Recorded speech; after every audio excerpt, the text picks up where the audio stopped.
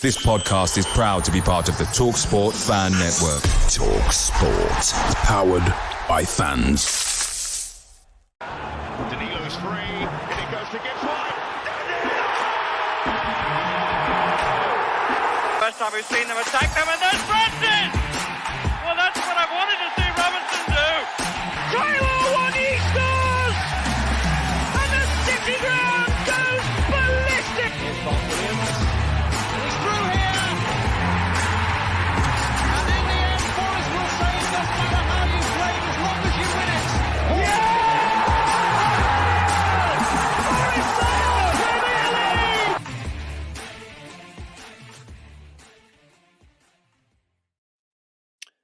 Hello and welcome to the latest episode of Red Side with Trent. And hello viewers on this Sunday morning. Sorry, running a little late.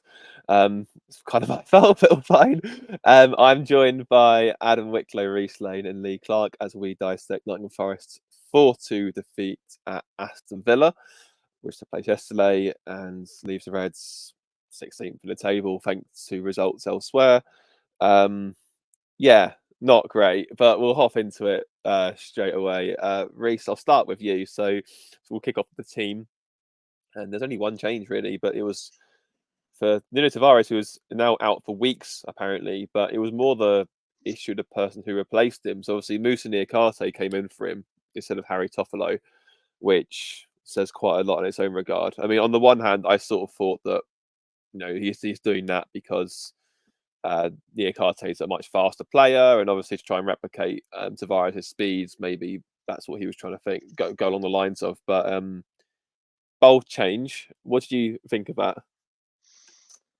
Yeah, I thought it was odd when the team came out because, with respect, you know, we always say round pegs and round holes, don't we? So why you play the centre back at left back when you've got a left back on the bench, I just can't fathom personally.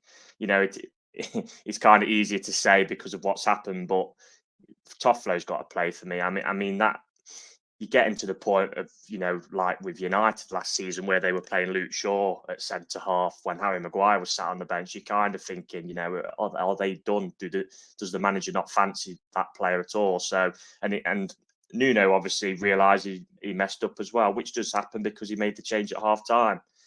I did say to the guys before we come on here, if he had been in situ quite a lot longer, I think he probably would have made the change earlier, to be honest, and dragged, well, any of the centre backs or Niakate off really. So, you know, I'm not going to kind of put the blame on Niakate because it's just not a left back, is he? I mean, I think Steve Cooper played in there against Brentford, and he got himself sent off. So it was, ended up being a bit of a one from the manager didn't work out. And it's kind of a shame on Tavares because he's a player who looks like he's just got going. He's built up a really good relationship with Callum Hudson-Odoi. I know people on social media are very split on him, and you could just see that left side was a bit of a mess in the first half. And it's a case of another player who's getting going injured again, which sums up our kind of form, doesn't it? So, yeah, it turned out to be the wrong selection. I think Nuno realised, and in his post-match as well, I think he'd kind of know he'd messed up, but yeah, kind of a shame really because we got hammered down that left side in the first half. Badly, yeah. In fact, it took all of 4 minutes of it to really exploit it, Lee. I mean, on the one hand, you have to say that Leon Bailey played tremendously well and probably deserved man of the match, but it was just so easy. It's the ball into space, you know, and then, you know, it's just it's a complete mess. I mean, yeah, probably the first goal. Yeah, like you say, it's just complete mess, and it's no coincidence that everything came, you know, down that side. I think what I would say, and I don't want this to sound too detrimental, but I think it's a case of everyone's screaming for Toffolo to play because he's the natural option there. But with Leon Bailey in that form, there's no saying that Villa still wouldn't have run ragged. We've said before on this podcast that Toffolo, as good as he's been when he's been called upon this season, he's a very steady performer. But against the better sides in the division, he can, you know, be found wanting. So there's no saying that if Toffolo had played, we would have still got battered down that side. But I think it'd have been easy to kind of comprehend if you start the game in the proper fashion and go with the round pegs in the round holes. But yeah, it was just interesting really because obviously Watkins didn't really get a sniff, did he? In the home game at our place, and obviously for a centre forward who just loves scoring goals, you that would have hurt him. I think that he played a team like Forest who was struggling at the time, and he barely got a kick of the ball. He certainly didn't get a clear cut chance to score, and obviously charity FC, I suppose, if you want to call it, for want of a better phrase, 4 minutes in and he's at the score sheet. So yeah, it was just a mess all around, and it wasn't helped by Nuno making that decision to play Niakate there. No, absolutely not. It was just painful, that goal. I mean, even it was just like watching it in slow motion, like just one thing after another. Obviously, Niakate was exposed, and then Murillo gets done by Bailey, and then Felipe gets the ball put through his legs when he leaves a gaping hole trying to block his. It's just one thing after another, and obviously Watkins is just there on hand. There's nothing Sales can do for that, or any of the goals really. Although I think we'll go into a bit of detail later, when you play a team like Aston Villa as well, I mean, we say it before, it's a bit cliched, but in this league, if you're not at it from the off in certain games, there's certain games that you play against the teams, probably every team in the bottom half of the league, you might get away with a bit of a slow start, but against any of those teams in the top half, never mind ones pushing for a Champions League place, if you're not at it from the minute go, especially on their own pitch, then you're just going to get punished, and we got royally punished yesterday. He did fluff that header, didn't he? As that, can you remember that? Yeah, he had the sniff into it. Yeah. This is, I mean, like we were saying, this is what we're saying in the preview pod with me and Adam with Seb. Like, ultimately, Aston Villa are fourth in the league and we're 16th. They're going to expect to win that game, and they were set about going like, right, we need to right the wrongs of what's happened before. We'll go at them. That's what they did. And Adam, it wasn't even long till there was just a constant threat. Like Forest just didn't start the game at all. I mean, that is probably. I mean, someone said that. Obviously, I said at half time, and a few people said, "Oh, what about the Fulham game?" It might have a fair point, especially for the second half. But at least in the first half, Forest competed for 20 minutes. That was the worst first half I've seen from Forest since that Stoke game on the Houghton. It was absolutely abject in every. We just didn't start. We didn't get going whatsoever. It was just like it was a training exercise for Villa at times. And Watkins has one cleared off the line by Niakate. We don't listen to any warnings whatsoever. And lo and behold, the second goal, Adam, is pretty much exactly the same as the first. Pass into the space, put across, and then a few more dilly-dallying in the box. But ultimately, it falls to Douglas Luiz, who just strokes it home. But surely Forest have to learn their lessons better than that, because that's just pathetic in every aspect. I thought it was worse against Everton at home, to be fair, Christian, where we couldn't string 5 passes together. Yeah, that second goal is like schoolboy kind of defending. Dominguez and Danilo both drawn towards Jacob Ramsey in the penalty box, who me and Reece spoke about had time in the penalty area to look over his shoulder, have a half turn, and play what is a good pass to see that and have the vision and execution to Douglas Luiz. But how you two centre midfielders are completely drawn to the ball is beyond me, because if one of them is switched on a little bit, they cut the ball out and we're off on our way on the counter attack. Jacob Ramsey causes loads of problems by occupying that inside space and completely pinned our centre midfielders back. Like, no, we didn't know what to do. And I was saying to Reece as well, like, I'd love to listen to a coach like how to counteract that, other than like making your right back basically get up the field. But we just didn't get on the ball. Villa just overran us completely, and that was like the reminder of like from last season, where we was getting overran in midfield constantly. John McGinn and Douglas Luiz just had the freedom to do whatever they want. I mean, I didn't really like feel like Tielemans was in the game too much until the second half, but he obviously got a standing ovation, was obviously very good, but I didn't really realize he was playing, but he was obviously having an effect as well, and I didn't notice. But yeah, just completely overran. Easy goal. It's game over now, even before the third has gone in. Yeah, just real slow start. I don't know what, chalk and cheese from last week. I think that's the frustrating thing. I mean, I get some of these players are young, so they're going to be inconsistent, but it was just so bizarre. Like the contrast, it was just like watching 11 bodies on the field. It didn't look like watching a football team. I think like at least in Everton, where we were exceptionally poor, but at least we were trying to play football. Fair enough, very badly, but there wasn't even that at Villa. There wasn't anything. it was just lifeless. It was pretty much a perfect reminder of the Chris Hughton era when fans started to come back into the stadiums. It was just completely lifeless performance. There was just nothing. And We've got a huge tendency when we're bad, like especially defending, where we just don't track runners whatsoever. And Aston Villa, I found this season, are one of the better sides for a late runner into the box. Like Douglas Luiz has scored nearly double figures from central defensive midfield because that's what he does, and he's a good technical player. Yeah, it's just immensely frustrating. And obviously, Reece, I mean, if it wasn't game over then, it certainly was not long after. Again, down that side, it's just simple cross into the box. And again, haven't tracked the man very well. It's just, this is kind of the issue I had early on in the season when we had the whole Turner and Blackademos debate, because it wouldn't really matter who's in goal. If you're going to keep giving away chances like that, it doesn't make any difference. You could have Iker Casillas on performance-enhancing drugs, and he's still conceding 3 goals in that first half. So just because of stupid errors.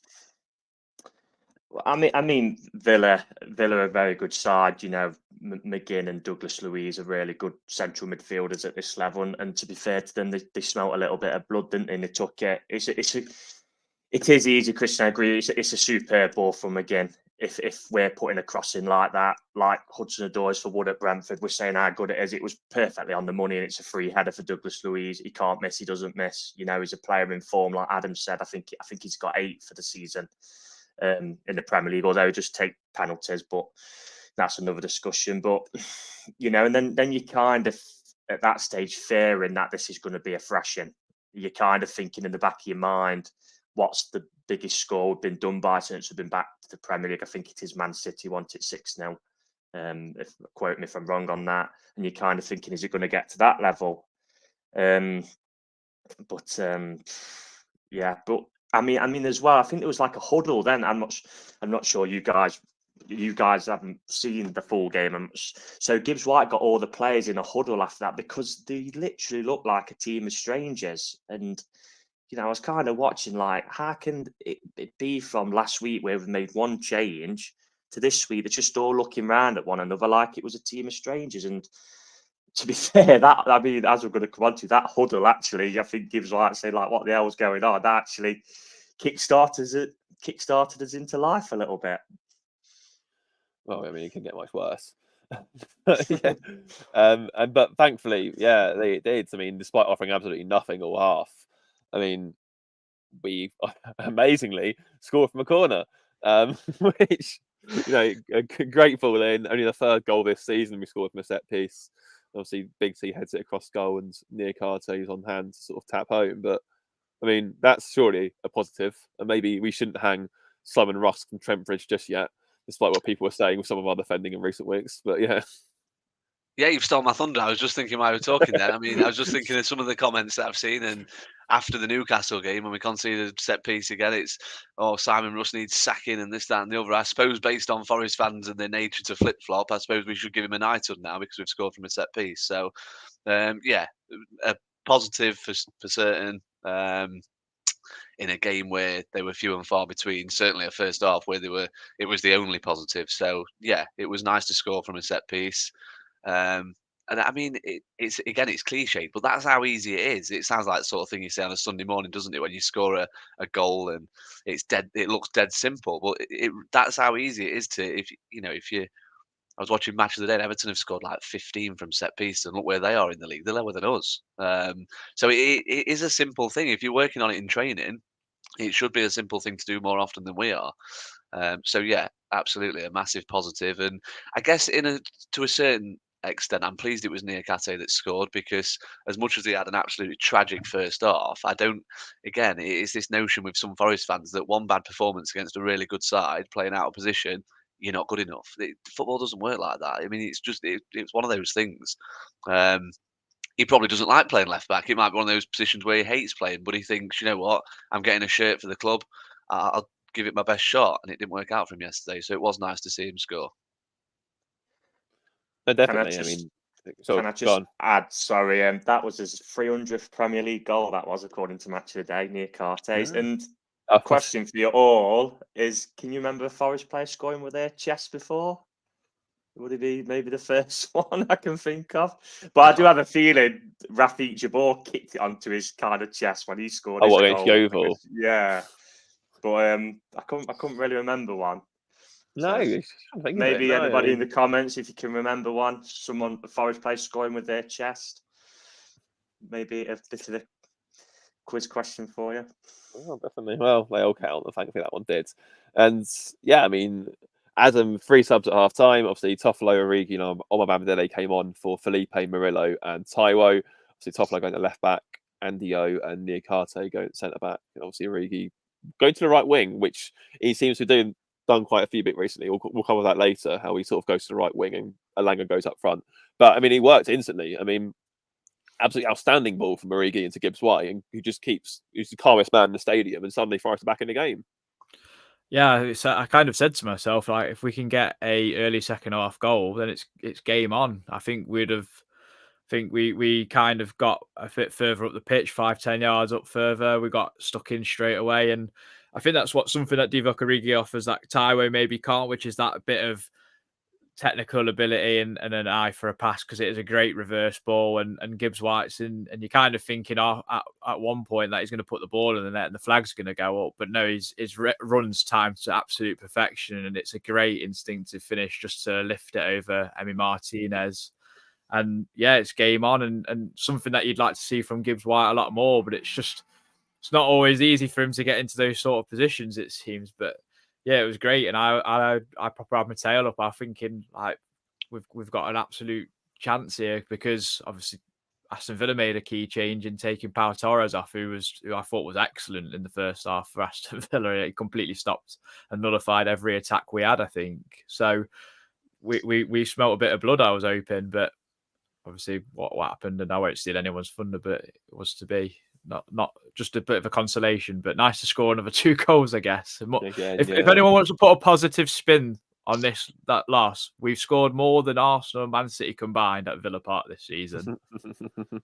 Yeah, I mean, there's not many teams who score twice at Villa Park, but again, it's just another annoying incident of Forest scoring twice and not winning the game.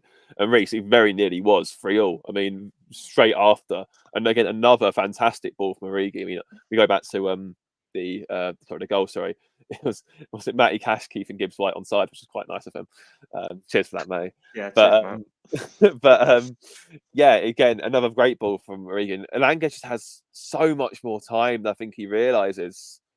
And I mean, at that point, Villa, the crowd are gone. Like, they were like on the ropes massively. If he at least gets that on target or scores, which I actually felt he could have taken maybe 2 or 3 more touches at that point, rather than just shooting as quickly as he did.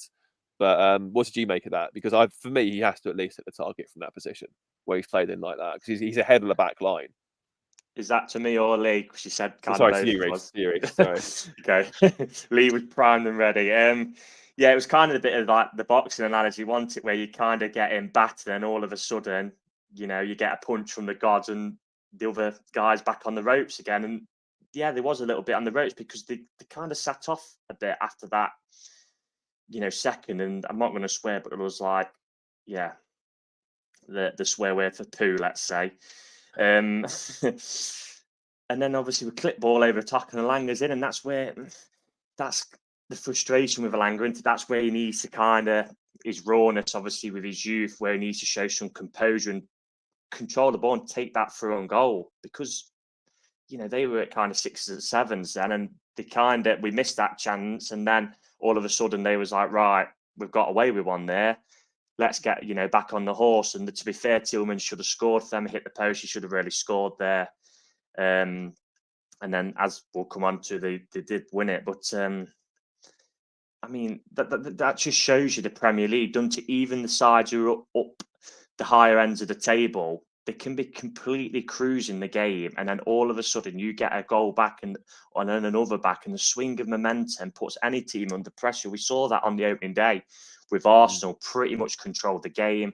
We get one back on the counter with Alanga and Taiwo, and then there was, retreated a bit. So it's just such a shame, because, realistically, did we kind of expect a result there yesterday? No, but it's just the disappointment is always in the manner of the goals, and that showed by, as we're going to come on to, the goal what completely killed it. And the fourth goal, when that killed the game, as it did, like with the Newcastle home game, they got the third through Bruno Guimaraes, and that killed it. And it's just a shame we just keep killing games for ourselves with errors. So I'll let Lee take it away.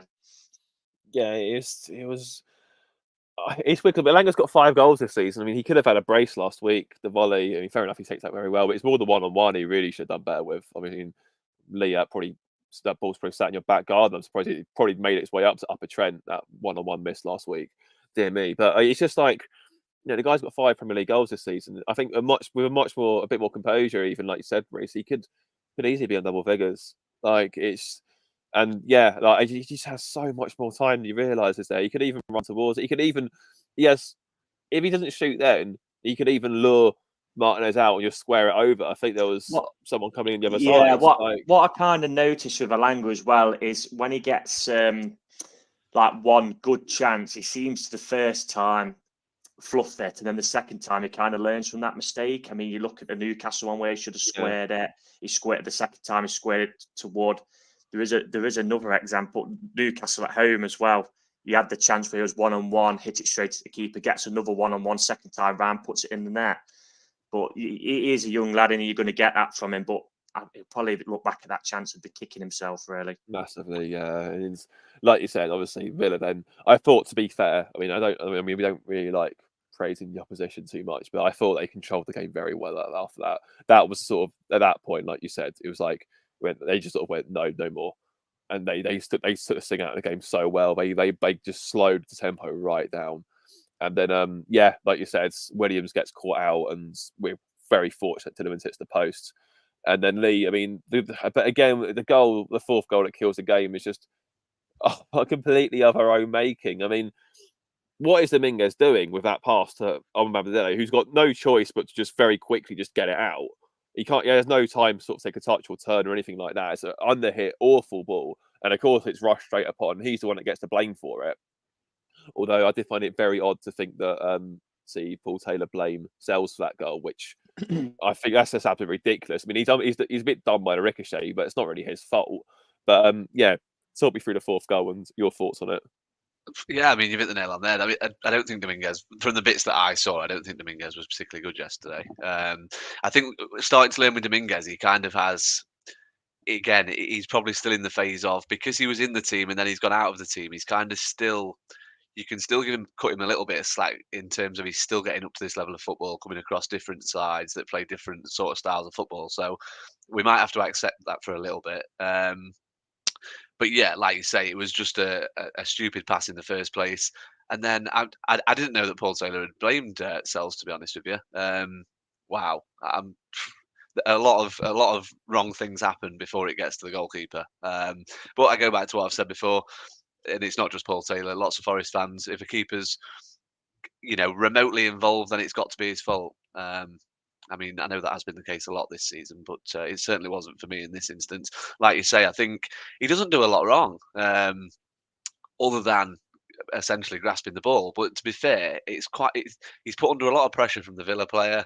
The ricochet kind of does him, and I just think, excuse me, I just think it's one of those things where the keeper kind of does all he can. I don't think he can do anything else. So yeah, just again, architects of our own downfall, I suppose. Do you know, for me, if I could just interject, is Amabadele should just put foot through, ball into Rosehead, and then absolute bollock Dominguez for Arsenal's ball. I agree with Adam as well. I think Amabadele's Dominguez has completely sold him short, but Amabadele has a chance to get rid, and he tries to play out further back because he's obviously been told to do that, and he's then hit a pass, and it's just picked off by Tielemans. But yeah, if he gets rid of it through Rosehead, then he's got every right to just go at Dominguez and say, "What the heck are you trying to do to me?" It was a cliche hospital ball, wasn't it? What they used to say, but for Amabadele then to make that next pass, and then it just looks a mess, doesn't it? I mean, it ends up with him wrestling with Watkins and falling over. The keeper's come out and it's kind of bobbled. Fortunately for them, I guess. There might be people who say, could the keeper come out a bit quicker and probably a bit firmer and kind of gone through Watkins to win the ball? But we just make it look a mess again, don't we? It's annoying because it's frustrating. Being honest, Well, the goal, I don't actually think the goal, it's funny because it's actually very similar to the one that United scored against us. Danilo's obviously shouted for the ball, but there's a player who's willing to nip in. Bamadile's gone to play the short pass instead of just sticking it into Rosette or wherever up the pitch, and someone's nipped him and we've ended up conceding. We're almost looked to conceding me the same like- goals, aren't we? Well, it looked to me like Danilo, like just player nipped in, and Danilo was like, "What you doing to me?" kind of thing. You know what I mean? Yeah, I get every team wants a lot. I mean, they want to play the Guardiola way and playing out from the back, but sometimes you just got to clear your lines, haven't you? And just making mistakes. It's just so frustrating, especially in a game at 3-2 when you're in the game. If we'd have kept it at 3-2 for as long as we could have done, we was right in the game. And if we'd have nicked a point, we would have felt we'd bleeding robbed them, wouldn't we? So would have felt like it would have been like a win. It would have been like a win. You know, like I said, you know, realistically, I mean, Villa would have been favourites with the bookies yesterday. Realistically, I don't think any of us, you know, if someone goes, here's £1,000, put that on a result yesterday, I think 99% of people would have expected Villa to win. But it's just the manner from our perspective, how we concede the goals. That's what's killing us. If we'd have got beat, for example, let's say 1-0 yesterday, and they produced a really good move and they've cut us open, you kind of hold your hands up. I mean, the example I always use is the Tottenham home game last season, where we played really well. We lost 2-0, and people said, well, I know we left Harry Kane bleeding unmarked, but we've kind of had a go, and we've played well, and we're giving it. But we just give so many soft goals, and that's the reason why we're down at the bottom. Because attacking wise, under Nuno, as I said in a previous pod, we can score goals against anybody. It's just defensively we are the exact same as we've been all season, really, and that's poor. It's hugely frustrating. I do feel a bit from that. I mean, obviously, you're right. He could just bang it away. I feel like he's tried to do the right thing in terms of play the ball up the field and get Forest moving, which has been caught out. But it's again, likewise, you go to the root cause of the issue. He should never have been in that position to begin with because he's sold short by Dominguez. So it's just immensely frustrating. But Adam, I mean, even then at the end, even at 4-2, Forest still had two opportunities to get back into the game. The first one was to Hudson-Odoi, who very unfortunately slipped as the ball came to him, because I thought that was going goal bounds, and when that fell to him, I was like, he's tucking that in bottom corner here. But obviously, no, the footballing gods decided no, and he slips over. But the second one, I mean, Jesus Christ! I mean, obviously, I don't want this to be like a witch hunt because I know what people are going to say, but how has Ryan Yates not hit the target from there? Someone please explain that to me. I feel like that was probably, out of all the chances in the game, we've had open goals in that match, and that was probably up there as one of the best chances in the match. And yet he sliced it pretty much into the whole end. I'm at a complete loss of words as to what to say to that. I mean, what can you say? Try and fill in for me, because I'm just at a loss. Yeah, the Hudson-Odoi was unfortunate because it was literally straight after 4-2, and I thought if he buries that, it's again game on, and kind of momentum goes back in our favour, doesn't it? The Yates one, for me, I mean, it's the calibre of player that it's fallen to, but I mean, I don't think I'd even be able to get a contact on him. But he's not that kind of player. He gets into some really good positions, Yates does, and we've seen that over the years how good he can get into a position. And I feel like that's just maybe people don't mark him for some strange reason, but he's not that kind of player. I just don't think he's really got that in his locker, to be honest. I think that's why he probably gets it. We're not asking him to score an overhead kick. It's literally straight at him. He can take it down on his chest if he wants to, or just let it run across his body and take it down. There's just no technical ability whatsoever in what he does. It's just like that's what I'd expect, like fat Baz from the Dog and Duck to do on a Sunday morning. Like you've kind of answered your own question then, really, because he's got no technical ability. This is not Yates's thing. Like, have you ever seen him hit a volley and score, or hit a volley?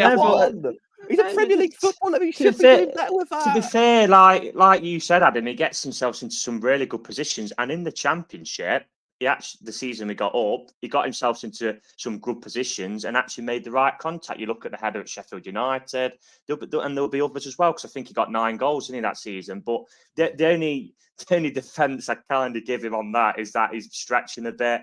But when he'd actually made the contact, I actually thought he'd scored, because Emi Martinez just stood still and looked to the side thinking, oh, that's going to go to net. And then it drifted wide. And I was like, oh, for God's sake.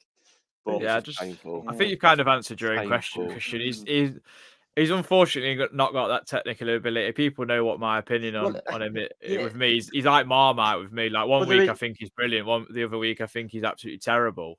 there is this So- notion, really, with Yates, what has kept up with him from the Championship, that he's good in both boxes. Well, with respect, he's not scored in the Premier League, and It's ever since that. What was it? If Yates scores were in the Trent. Since that's come out, I don't think he's scored. You know, he was a bit unlucky, but he did score at Bournemouth away last season, to which got. I mean, Bolly's big head was just offside. But I can think of some ways he's got into great positions this season. I think there was the Brighton game where there was a header. There was one, and there's one a few weeks back where I think he saved at point blank range. I can't remember who it was against. Forgive me for that, but I'm sure there was another one a few weeks ago where at pretty point blank range. There was the one where he swiveled on the spin, didn't he? That was Bournemouth way, which is a bit unlucky, really, because that was a snapshot. But like you said, Adam, he gets into some great positions, but when you get into them positions, you've got to at least hit the target, you know what I mean, and make the keeper work there. Yeah, I'm not gonna give him too much slack because I don't think I'd get anywhere near the ball, to be honest. Never mind. You're not a Premier League footballer, mate. With respect. That's it. I am you're better not really technically than Yates. I don't know, and it's weird as well because I mean, like that is another thing. I sort of obviously that basically wrapped up the game at that point. Villa just saw it out pretty comfortably, and that was that. But I mean, it's a bit weird that Yates came on before someone like Reina, for example, when we're chasing the match. I mean, don't get me wrong, as bad as the midfield pairing were, I did think that was a strange decision because you're chasing the game, so you're still in the game. Like even though it's 4-2 down, it's just one of those topsy-turvy encounters where Forest still actually have a chance. So I thought surely at that point you bring on an attacking midfielder before a more defensive. I guess with our easy, we got cut open in the first half. You kind of don't want to go down a route where you're conceding like 6. You know what I mean? I saw it as it. Do you know someone said to me at 3-0, or you lost the game 4-2? I think we would have ran back to the A42 and got back on it because, like I said earlier, it looked like we're just going to completely go under. You know, when Gibbs White was getting them all in a huddle, you kind of thinking, Jesus Christ, this is like a side who's bottom of the league and like Sheffield United, and what's kind of happening. So that's another little spin of a positive, I guess. But yeah, but alas, I mean, like I said, it's weird because obviously we've lost 4-2, but I mean, on the face of it, I think if you said to someone, like you said earlier, Forest will lose by 2-goal margin at Villa Park, I don't think many people would have been particularly like shocked by that. It's just one of those things. It's frustrating, like I said, in the manner we lost because most of those goals were avoidable. But you look at it last year when we lost 2-0 there, and Villa, in my opinion, were absolutely dreadful that day. They wouldn't have played any worse under Emery at home, apart from when he knocked me out of your last man standing against Stephen Ichley. But that's another conversation. But and we lost 2-0 there, and we didn't really lay a glove on them, did we? So no, I mean, attacking wise, we're fine. I mean, there's people are. I don't see what's any different under Nuno from Cooper. Attacking wise, we are far, far better. The proof's in the pudding. As Sky Sports did on Monday Night Football, we've got nearly double goals under Nuno from what we had under Cooper. But it's just the defensive side. If his defence was as good as an attack, we'd be probably the top half. Yeah, but it isn't, unfortunately. Well, I think not only that in terms of what's different. I think you only need eyes to know what's different. Yeah, we are still making the same defensive mistakes, but every game you can tell what we're trying to play, how we're trying to play. Under Cooper, I used to find a lot that you look at the team sheet and you'd think, right, there's 2 attackers there, but one usually plays on the wing and one usually plays up front. And you just find that they'd play wherever. When the ball went up there, you were hoping something sticks, or you were relying on like a 20-yard screamer flying in the top corner. Whereas I think under Nuno, at least, yeah, defensively, it's still the same players, so we're going to still get the same errors. But how we set up is completely different now. Yesterday, we went to Villa, who were 4th with Danilo and Dominguez centre mid. I mean, it's backfired, definitely. But that is pretty bold, I think, to play those 2 in centre mid against a team like Villa. Definitely. I think as well, we got caught out with it, to be honest. Well, I don't agree. I think we backfired because of poor performance. Like that's it. I mean, how can you account for Dominguez playing that poorly, for example? Like someone who's been so good when he's played this season. Well, that's what I mean. It's a battle between Dominguez and Danilo and McGinn and Louise. And who do you fancy to win that battle on paper? Probably Louise and McGinn. What I would say, just not put as it out much there, as he did, but I think it was massive yesterday that Sangare couldn't play, because Sangare with one of those two, and I think it's probably a different game, to be fair. Even with the Niakate situation. Sangare played at home and we won 2-0. So the home game, Sangare was extremely good. Don't say that. You can't say that, Adam. I mean, sorry. There's certain people who think that for £30 million he hasn't delivered anything whatsoever. I've named another game he was good in. I'm so for sorry. Half the season, not done anything, not shown played well for 4 minutes against Newcastle. That's it. We don't deserve nice things as a fan. Social media. I'll go back in my hole. Social media went from in a day of we desperately need Sangare back to realising he's injured, and then it was always a waste of money. He's a crap. How dare did he have his ankle? It went back to Sadio Mane. It went back to yesterday. We need him back again. So ridiculous. Hopefully he's back soon, because to be fair, for 30 million, we want to see him playing week in, week out. You want, for a club like us, when you spent that kind of money on a player, as we said with Nico Williams last season, when you spent the pounds on them players, you need to be seeing them week in, week out, obviously playing well. So hopefully he'll be back soon. I'm going to have a little red hot take. Sorry to take that away from Forest All Over podcast, but Ibrahim Sangare is going to come back on a Heroes rebound similar to Danny Fox. No, because he hasn't played as bad as Danny Fox. Danny Fox is one of the worst I've ever had. You know what I mean? I think complete heroes are. I think Renan Loddy would be the one, wouldn't it? Renan Loddy heroes he was completely written off, and then in the end he was. Everyone realised why he was still starting left back. Yeah, the redemption will come, and then everyone will go, "Oh, I'm glad he's our player." That's what will happen. What has Sangare played? 12 games, maybe 11 games. 11. So give the bloke some time. Jesus, come on. And let's remember that just because you're £30 million, it doesn't mean that you're immune to fatigue. It doesn't mean you're immune to getting injured. Let's move on quick. It's infuriating. I was actually going to cover, to be fair, part of player performance. I was going to cover Sangare, so you may as well get over it now before we even stepped on it. Thoughts. I just found the whole discourse about that absolutely baffling. It was just ridiculous. I mean, it's all well and good saying we expect more from him, and fair enough. He's taken time to adapt to the league, but come on. I saw someone that hit the nail on the head yesterday. If we go down this season, he'll be in the Champions League next year for someone else. Yeah. He won't be that. That's how good he is, and we're just completely willing to write him off. Yeah, Danny Tring. Yeah, and we're just completely willing to write him off just because, based on what? Is it because he's not an academy boy? Is it because he's not from Nuneaton, or anything like that? It just fries my head that we've got a player of that quality, and we're so happy to just discard him already. Let's be honest. Stupid. I think we all expect more from him because of the player, obviously the value of the player he is, and he's been built up to, I bet he's looking at himself in the mirror really and thinking, Jesus, I wish I'd stayed at PSV because they're flying in the Eredivisie and in the last 16 of the Champions League. But, he's come to our club. I like this notion of, he doesn't look like he wants to be nonsense. here. Well, where has that kind of notion come from? Because he was the first one over when we scored to Chris Wood when we scored at Newcastle. Yeah, is it because he's kind of not coming round to the fans after games and giving everybody a fist pump, etc., to the crowd? Sorry. I mean, to me, what he wants to be here because he's come here. It's could have easily stayed at PSV in his comfort zone, won an Eredivisie, which is, I believe, he's not won with PSV, and played in the Champions League. He's given that up to come to Forest. So, it's a player we've courted for 2 years as well. We all expect more from him, of course we do, and we would all like to see more from him because there has been certain games. Which I must add as well, Cooper played him out of position when he was built up as this number 6. Give the bloke some time, Jesus.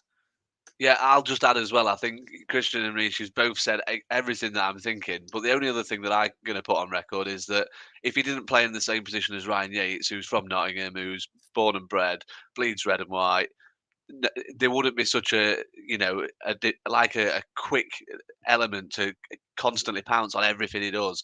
It's because essentially when he plays, Ryan Yates doesn't. Some people don't like that, and I maintain that that's the hill I'm dying on basically with this criticism. No, I see it. I completely see it. Yeah, I think social media is a poor barometer into it as well. To be honest, my redemption arch comes because Mangala's left, and I feel like Sangare will largely play in that role, and he can play on the half turn, and he can protect our back four, and I think we will be much better for it. And I think people have just got to have a little bit of patience. I know we've got, 12, is it 13 games to go now, or is it 12? 12 left. Yeah, 12. left. I think he'll I be mean, back if in. we stay up, he's a huge part of that. Simple as that. I think he'll So- be back in next week against Liverpool. He's got to. He's got to. And Depends what his injury's one we're like, innit, I singing guess. "Rocking All Depends, Over the yeah. World" at City Ground next week. People will be looking at Ibrahim Sangare saying "Man of the Match."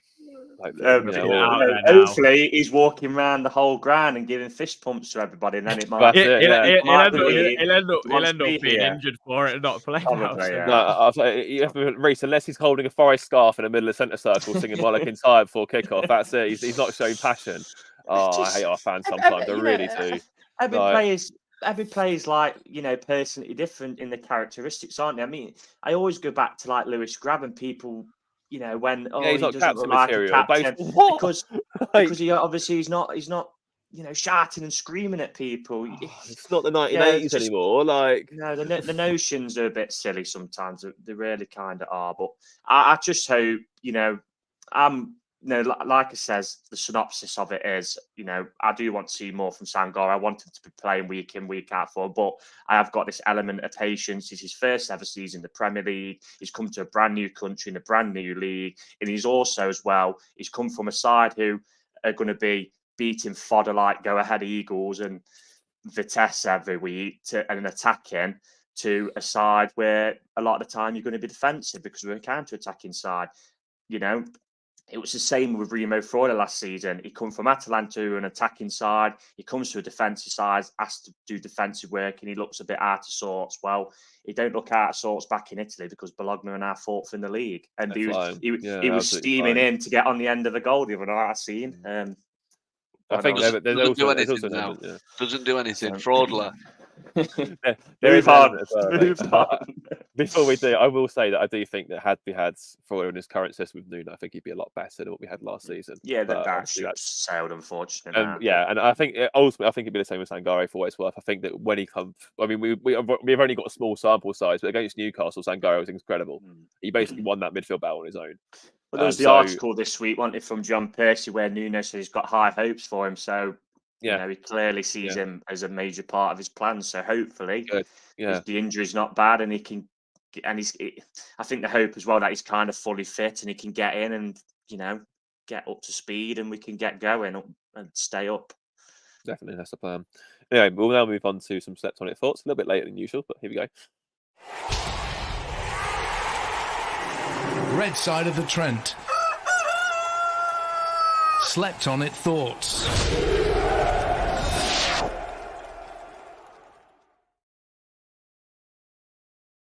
So we'll start with Osh Jones, who says, awful first half, but recovered well and good character to make a fist of it second half. God knows what the thinking was behind Musa instead of Toffa at left back. Villa were superb, so credit to them for making us look average at times today. I think average is a bit of a compliment, really. Sam says, poor first half, good second half. Thought Origi looked very good when he came on. Danilo had very good moments second half, and Cho played very well, so unlucky with his chances. I generally think if we didn't let in the first and the third goals, which are just poor marking, we could have come away with a result from that match. Very frustrating coming off the back of a really good game against West Ham that we can't pick up another result and get a bit of run of form going on to the next game. BCP says this one's on Nuno, but the players also never turned up until it was far too late. Disappointed with the lack of effort in first half. Snowboard Pete says, what frustrates me the most, we go from last week's performance to 40 minutes of trash. I know Villa have a great home record and in the top four, but you made it very easy for them, and there was an uphill battle afterwards. Anyway, Hudson-Odoi is getting better with regular game time. I must admit, I did think he was one of the few bright sparks, Hudson-Odoi. Tom Newton says, after a dominant display last week, we gifted the team 4 goals once we're away from an NG postcode.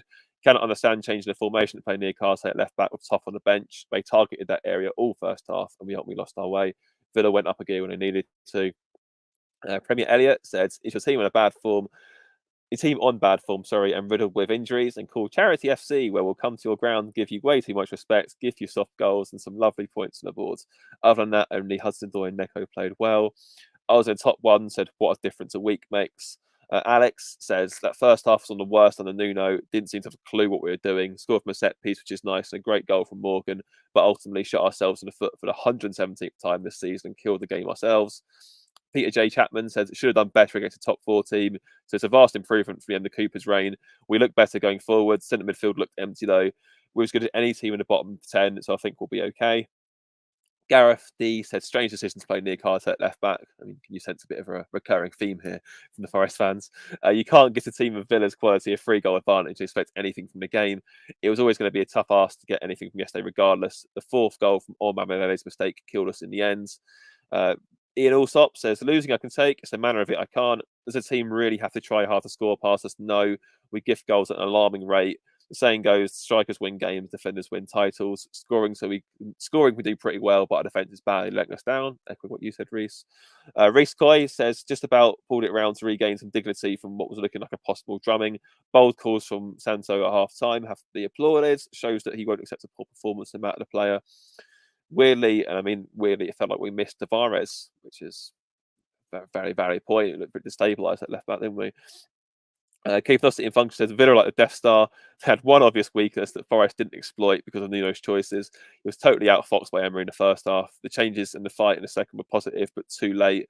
Shows what a week's training can't achieve. And last but not least, again, thank you all for getting these into us. Mark Baker said, really think we looked tired and leggy. Another game of if, buts and maybes from us, but Villa's pressing and movement was exceptional and caused many of our mistakes. Sometimes you have to admit you're beaten by a much better team. Thank you all for getting your steps on it thoughts into us. Much appreciated. So we can't go through them all. We're now going to run through a few player performances with predictions. So, Reese, I'll start with you. And again, I know we sort of covered it in some detail and obviously spoke about Sangare and stuff now, but very, very unusually poor Serrationad's performance from Nico Dominguez for me. What did you think? Yeah, I touched on it earlier, didn't I? We went with Danilo and Dominguez in centre mid, which, to be fair, I think most people advocated because we wanted the same 11.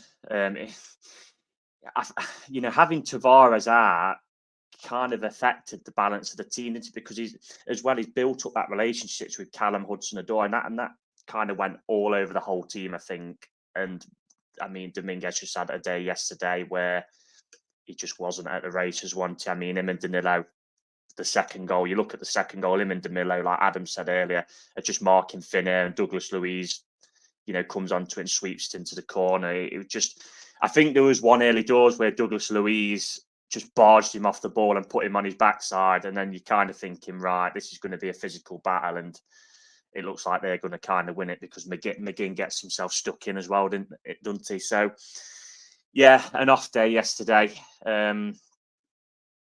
It's just one of them, unfortunately. He's probably another one who's looking at the Serie A table and seeing his old club sat in a Champions League position and thinking, bloody hell. But, I think Dominguez overall has been pretty good for us.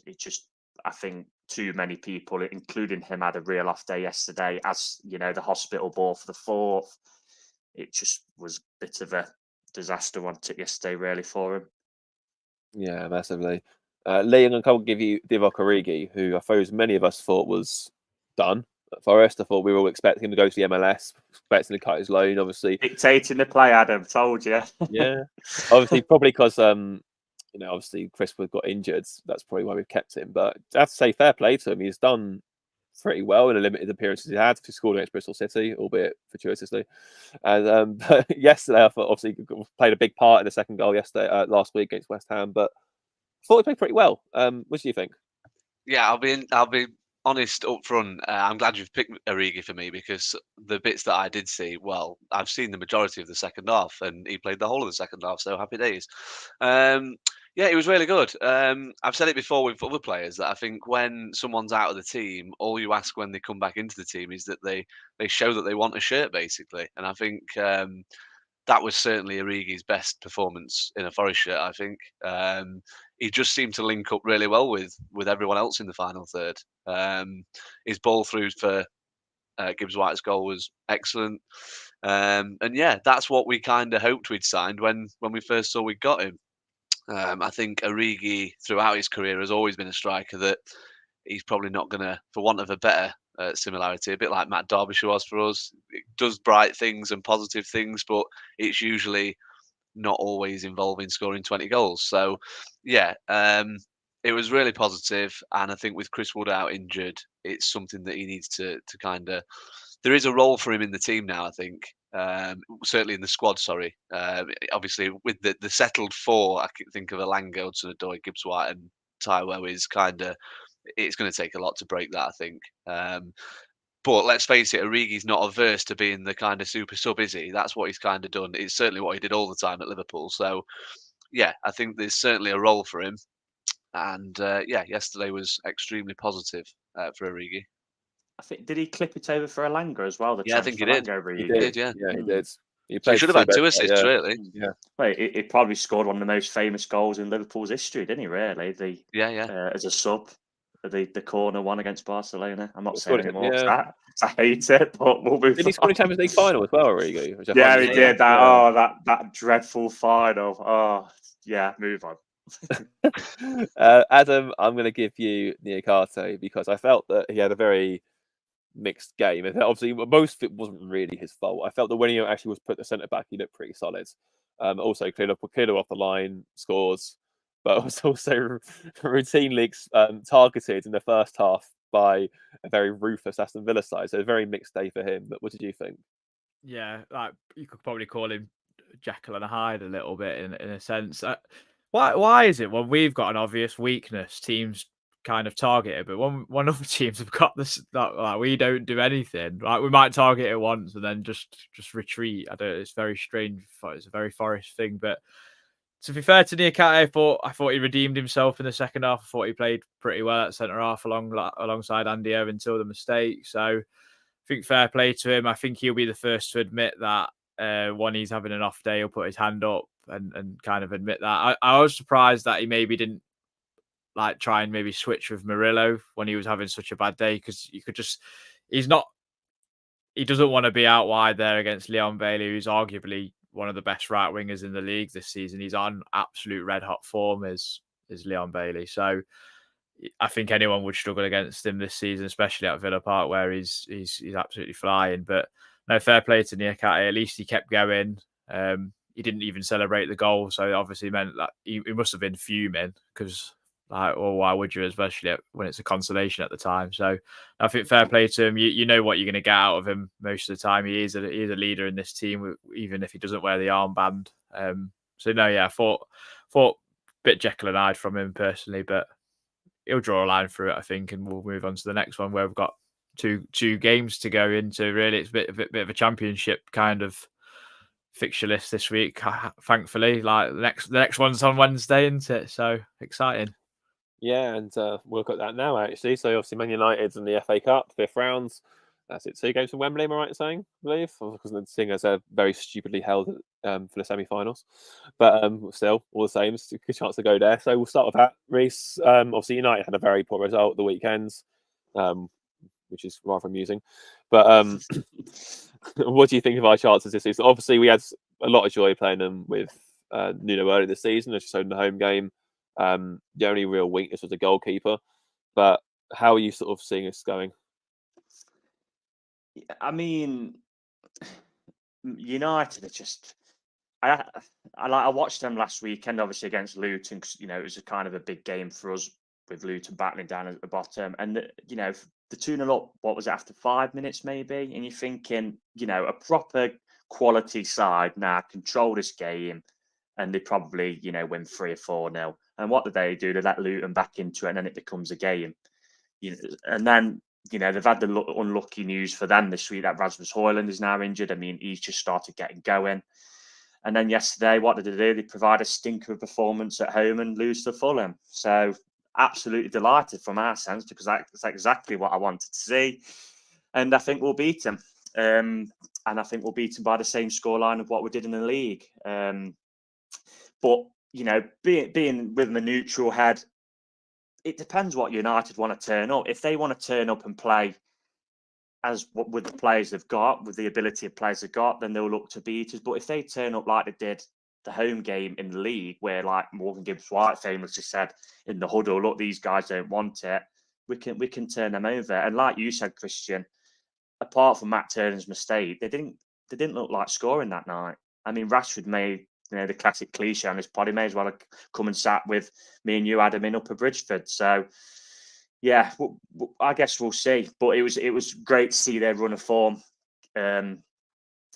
get extinguished yesterday, wasn't it? And with no surprise to me that it was fair. I was having a debate with a couple of fans on Twitter. I said they'll be first on match of the day because they've lost, because it's Manchester United. You know, they're the big guys in town, and they was duly first on. So, and they're on BBC. We're on BBC, aren't we, on Wednesday night? So I'm sure it'll be 99% of scrutinising why Manchester United messed up on Saturday and 1% of Forest talk. So yeah, hopefully we can beat them. I mean, we've quietly said in our chat it would be very Forest to go and beat them, then draw someone like a Coventry away in the quarterfinals, thinking, yeah, we're going to get to Wembley again and then getting beat. So hopefully that doesn't happen, and hopefully we can win. And then, like you say, Christian, I agree with you.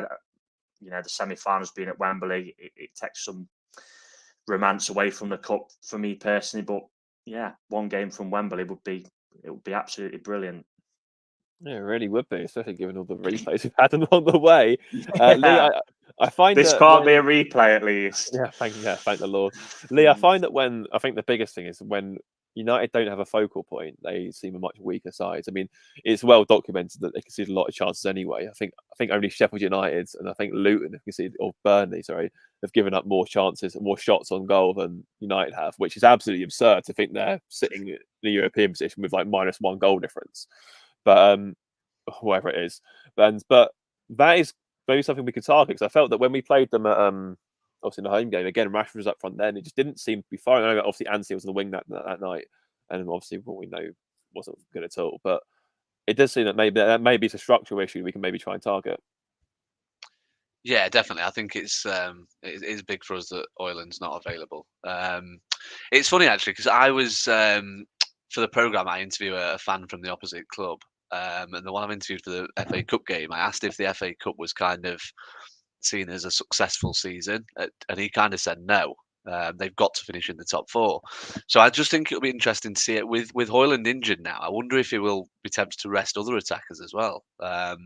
So it will be interesting to see what team they play, and what team they play probably would change my prediction, I suppose. That said, I am going positive, and I think we probably will win again. I have to disagree with Reese, because I don't think Coventry are going to beat Maidstone. I think Maidstone are going to be 1 game away from Wembley. Can you imagine if we drew them and lost to them? God, imagine. That would be very Forest, wouldn't it? Yeah. But yeah, I think we'll win. I think it'll be just for the sake of a different scoreline. I think it'd be nice to finally be on the right side of a 3-2. So yeah, I'm going to go for 3-2. I'd just add to your selection, they did go pretty full strength in the last round against Newport. They did, but full strength. Yeah, they did, but I just think things are different now. Now they've had the defeat against Fulham, and they've had a setback in the quest to get the top 4, and Højlund's injured as well. He's out for a few weeks. Can they really justify? I mean, they might go full strength. They might do. I just think it's very interesting. It's kind of the only. I know. Well, I know United need to get in the top 4 because a club of that size will be wanting to play Champions League football, but it's the only trophy you can win, Ten Hag. Will he kind of see that as a win in terms of, with obviously Jim Radcliffe now coming in, of kind of preserving his status as manager? It obviously did that last season with the Carabao Cup, didn't he? Won. So yeah, I'd expect him to go full strength personally, but we'll see on Wednesday night. My prediction is he'll be sacked regardless. Ten Hag. He's not good enough manager at United. Guy's an absolute fraud. But which probably means we're going to lose now. Adam, obviously it's the 7th time in 2 years of playing Man United, which, considering we haven't played them for 23 years, is quite an achievement before that. But what are your... Obviously, again, another key issue is the midfield battle, because time and time again this season, United seems to be overrun in midfield, much like we were at Villa. Is that something you think we can maybe try and get at? Yeah, I'd like to think so. Casemiro looks like he's had about 30 donuts this season, unfortunately. There's so many late tackles, that guy. I don't know what's wrong with him. Last season, he loves a yellow card, Casemiro. Last season, he was arguably one of the best players I saw come to the City ground in every game. I think he was unplayable. I was going to say unbelievable, and then wanted to go unplayable. But yeah, really, really good from Casemiro. But yeah, definitely a game where we can get in and amongst it. I wouldn't be surprised to see a rotated side from Man United, like Reece says, but still pretty full strength, like likes of Scott McTominay and that come in. But for us, I wouldn't be surprised for a little bit of change as well. It wouldn't shock me to see Ryan Yates come in centre midfield with either Danilo or Dominguez, and hopefully Sangare is at least on the bench to come on and get in some minutes before his absolute stunning performance against Liverpool on the Saturday. I'm just gonna keep putting positive energy out in there in the world. So hopefully it will happen. Yeah, no, I think we'll go fairly strong. Nuno's obviously already told many media outlets how much he loves the FA Cup and how much it means to him and him watching English football when he was younger. So, and yeah, almost got success with Wolves. So I think we'll go pretty full strength. I think it will be tight, and I think we'll win 1-0. Yeah, I actually am going to go with the same scoreline. I think we're going to win 1-0 as well. It might come late, I think, but I do think we'll eventually wear him down and score. I think just as bad as our defending can be, we saw against West Ham how good it could be as well. I just think that this will probably be used as an excuse for Nila, give a massive kick up the arse, and they'll respond well. That's how I'm going to approach it. And hopefully, if we can get a result, it can give us some good momentum going into Saturday, which we have high flying Liverpool race, which is not obviously injury hit now, but as we saw against Luton, if you poke the bear as such, they're not afraid to put you into the ground pretty much. How do you see that game going? Because I felt last season there was a sort of like, we might get something, whereas this season it feels very much like, there's going to be a big ask to get anything from that game. I'm guessing we're just going to kind of cover the United game and Liverpool game together with a close proximity then. It depends if we win. Yeah. We might. Yeah. Depends if we win. It's a 5-0 defeat. I might just skip over Man United. I'm just looking at their team yesterday. United. If we lose 5-0, what FA Cup? Just looking at their team yesterday, United. They started an academy player instead of Anthony, which kind of sums up his time at United, didn't he? They have got quite a few injuries as well. They brought him on for 40 seconds, and it was his birthday, Anthony. Make a wish, Anthony. They're missing Shaw. Obviously, Mason Mount's been long term. Lissandro Martinez, obviously Hoyland. So we'll see with that. Now we're going to another side who, because they've got a couple of injuries, it's the whole team's out, according to the media. There was an article from the BBC I saw where there was even putting like a player who'd played half an hour in the Europa League this season as an absentee. I thought, different for them, lot, isn't it, at the top of the league? With Liverpool, we're not sure whether Salah, Nunes, I think Trent might be out. It's kind of, if they get them players back, what kind of team they're going to put out against us. If they're at pretty much full strength, they're flying this season, aren't they, Liverpool? The Klopp saying he's burnt out. It's kind of gave him that energy, hasn't it, to kind of push on again, I think. So it's going to be a tough afternoon. I can't predict them to win. I'm not predicting them to win. No chance in a million years. I'm predicting Liverpool to win. So we'll go with what happened last year: 1-0 home win. But it'll be. But that's with my very biased Forest head on. From a neutral perspective, it's going to be a very, very tough game. If Liverpool, like I said, have got the likes of Salah and, to be fair, Nunes, who's quite in form this season, you look at the away game where, the Murillo mistake, and they completely sprung on us with like 6 players. If we make mistakes at the back, they are the perfect team to completely punish us. So as we made 2 mistakes up there, didn't we? Where Toffolo and Turner got in a mess, and Sangare didn't track the runner for the second, for example. So yeah, we'll see. That the atmosphere should be as good as it should ever be in the Premier League for that type of game. Liverpool at home. These are the type of games what we're in the Premier League for, aren't you? And last season was, a bit of a fairy tale beating them, really. You're on mute. Absolutely. What about you? It's it's going to be tough. I kind of feel that with their injuries, obviously it's more Kelleher, I think, because remember last season we had a proper go at Liverpool, and Alisson made that outrageously good save from Yates, which was probably the best save I've seen at the City ground from the opposing goalkeeper, at least since Dean Gherkin decided to turn the booth on repeatedly whenever he played against us for whatever reason. But what do you think is going to happen? I have to say first, my heart bleeds for Liverpool. They lose Diogo Jota, and then who pops in for him? Mo Salah. What a nightmare! I can see why BBC are making such a big thing out of it. I Did you mean, not know that they're the first the team lack to of ever the get lack of injuries to a strength cup in the final? lack of strength in depth. One of the top teams in the country in the world have got. I mean, it really is hard not to feel sorry for those poor buggers. Anyway, moving on. I actually think we might win, and it's nothing to do with the game. It's more to do with the fact that I won't be there. Thanks to the Notts FA for giving me a cup semi-final. It means I won't be there, so I think we'll win. Yeah, I don't really know why. I just think, like you just said, Christian, I just think the goalkeeper is a massive part of what they do, and I think, like you say, last season we probably would have scored once, if not twice, if it had not been for Alisson. So, yeah, I think if we test this keeper, I think we can find a way through. I'll go for goals again. I think it might be, I think 2-1 to Forest, and I think Is, we might come from behind as well. is he definitely injured then, Alisson, for our He's game? out to Or an is it? international break. Yeah, Oh, International break, yeah. really? he's done his And Like I hamstring. said, Yeah. it depends who's back and who's not, isn't it, for him? You know, No, because you've got a few injuries at the minute. no Trent, no Szoboszlai. Salah, Well, Nunes at Bosley the minute. might play against tonight in the cup final. So we're recording on Sunday. Okay. Oh, Okay. it'd be Salah's so back. good as well to, like, obviously it'd be a massive 3 points for us, but just disrupt them winning the title would be incredible. Adam, what about you? Yeah, tough one. Obviously, there's going to be a lot of emotions, lots of history between the two sides, as there were last season in the home game, where Dean Henderson, like, just, I don't know, just pulling off like Gordon Banks-esque saves. Why do I love like referring to old? Dean Gherkin's a great shout, by the way, Christian. That's like so. He's in the same category as like Rudiger Stairs and Stephen Dobby. Whenever he saw Forest, he was like, Matt Smith.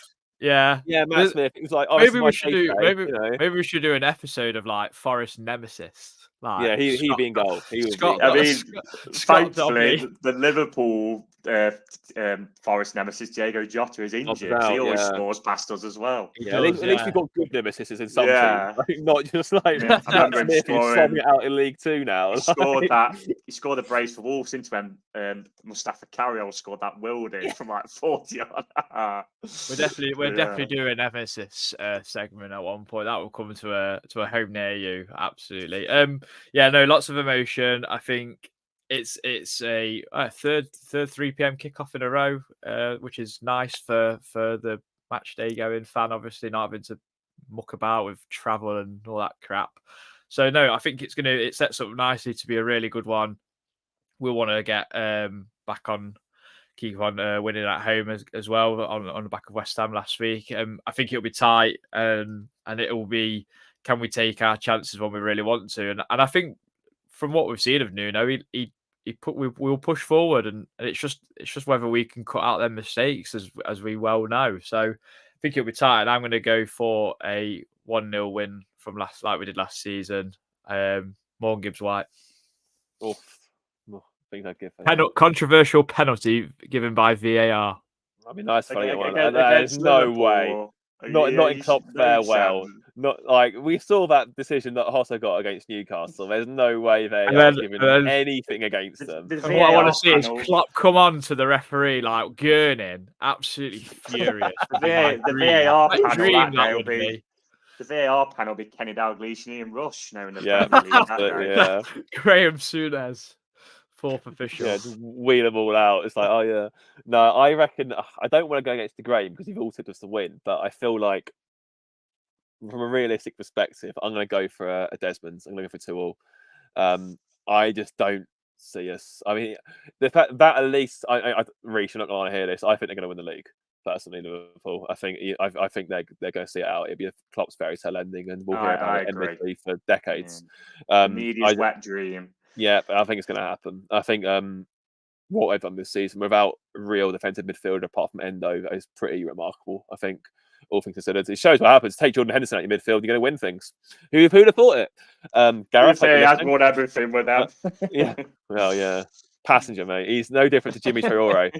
No different to Jimmy Traore. But I reckon it's going to. I can't see us keep a clean sheet against them. I just think that. But equally, I think that we'll give them hell. We'll go for it. And I think that I saw as good as I think Kelleher is and can be, I still think he's a little green at times. We saw that with Luton's goal at Anfield, where he just sort of parried it back into play straight to one of their players ahead and into off belly for an open goal. I think we can get at them, cause some issues, especially with the injury situation they have. But I don't see us winning. But I think a point against them would be massive. So I don't think anyone really would expect it. Anyone looking at that, it's not a 12:30 kickoff for a start. So it's immediately different to last year. Yeah, I think even if they win today as well in the cup final, they're professional enough to just go, right, okay, on to the next one. Then they won't get like carried away with a trophy, which because it's in their nature to win Especially things. not a Carabao Cup. It's Exactly. So for Liverpool, it was a tournament a few years ago. Klopp wasn't bothered about, and then he realised that Pep Guardiola is winning all these cups, and his record looks loads better than Klopp. So it's like, oh, actually, we'll bother about that. but It should be a bit of a ding dong, yeah. shouldn't it? Really, because they're going to Certificate, obviously yeah. come and have a real go. Definitely, we're gonna have to be our very best, and I think a few days after United might be a bit tricky. But Just worth adding, Liverpool also play Southampton in the FA Cup in the week as well. they do, yeah. But that they'll play their B team for that and just romp that. But yeah, Just I still think, yeah. Just to obviously, before we kind of wrap up, I mean, we spoke, haven't we, in our group between us. We've got 12 Premier League games left. I have earmarked 8 kind of games what realistically we can get either wins or draws from. I think the 4 you look at where you'd realistically say the opposition's going to win are probably Liverpool at home, City at home, Brighton away, and Tottenham away. So Even Brighton away, to be honest, I think that's in between their Roma games. well, we've got a point there last year, so yeah, that's good for us. Obviously, they're going to I have think 2 if they were massive out of games against Europe, it Roma. might be a bit different. But that's going to be So proper tough. maybe it's another one. But I mean, like with the bookies will have Brighton massive favourites. Example that game, won't they? Yeah. So, but these type of games, you can't go into the mentality of it's a complete bonus, because you've got to try and get any. As we know in the Premier League, we've got results against Liverpool last season. We lost to teams like Leicester, who were bottom of the league at the time. But yeah. Like it's going to be a big push from here on out, and I think every game's big, really. So every game's going to be big. There's 12 games to go now. We're approaching quite a serious stage this season, and we're not in a good position. So we need some wins in pretty quickly. I think it's worth noting that I think the points per game total since Nuno took over would have us at about 10th. Yeah, so said that yesterday. So which is good. We have to take something from that. So and we are scoring goals, which is the hardest thing to do in football. So it's just a case of sure I come back, which hopefully we can start to do. But anyway, thank you all for tuning in. I think we had a peak about 45. So many thanks for giving up your Sunday morning to hear us talk about Nottingham Forest Football Club's defeats. It's much appreciated. And thanks for your comments and sets on it thoughts and whatnot. And yeah, we might be back with you for a midweek review after the United game, depending how that goes. But we'll definitely be one on next Sunday to talk through the United, well, definitely the Liverpool game, because that'll be the back to Premier League. But yeah, thank you all for tuning in, listeners and viewers. And until next time, come on, you Reds.